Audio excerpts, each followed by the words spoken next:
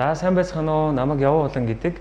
Би 2024 онд Ашуусын Совилгын сургуулийг Совилгын бакалавраар төгсөөд одоо хавдар судлалын үндэсний төвийн хаалгаа мэдээ хөгжүүлэлтийн нэгдсэн тасагт хаалгаа боолтын совилогч хийдэг. Энэ мэргэжлийг сонгосон шалтгаан нь хүмүүс тусалж өдөр бүр өөр хүмүүстэй харьцаж тэдний эрүүл мэндийн төлөө хүчин чармаалт гаргана гэдэг нь надад гоё санагдаж байсан. Анх энэ мэргэжлийг сонгохдоо яг совилогч гэдэг талаар яг сайн мэддэггүй байсан.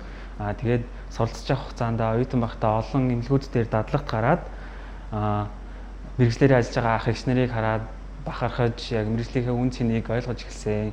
Ажлын байран дээр гараад совилогч гэдэг нь зөвхөн эмчийн заавраар өрөг гүйцэтгэдэг хүн биш, харин үйлчлүүлэгч буюу өвчтөнтэй хамгийн ойр байж сэтгэл санаа болон биеийн асаргаа сувилгааг гүйцэтгэдэг маш чухал мэргэжлийн байна гэдгийг ойлгосон.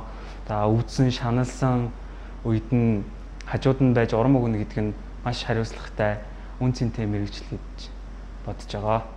За миний хувьд бол мэдцэлийн совилогчаар ажилладаг. Мэдцэлийн совилогчийн хамгийн чухал зүйл бол анхаарал, төвчээр, хурдтай байдал, хариуцлагатай байдал төдийгүй бусдын төлөө гэсэн сэтгэл гэж боддог. Хэдийгээр үйлчлүүлэгч буюу өвчтөн маань онтуулгатай байгаа ч гэсэн бид тэдний итгэл найдвар, аюулгүй байдлыг бүрэн хариуцлж ажилладаг гэж боддог.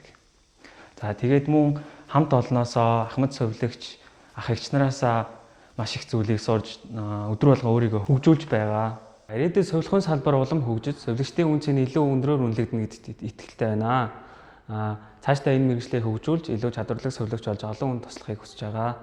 За ингээд нийт мөр зэрэгцэн ажиллаж байгаа совилогч нар болон энэ мэргэжлээр сурж байгаа дүүнертаа совилогчдын баярын мэндийг хүргэж ажлын амжилт эрүүл энхийг хүсье өрөөё.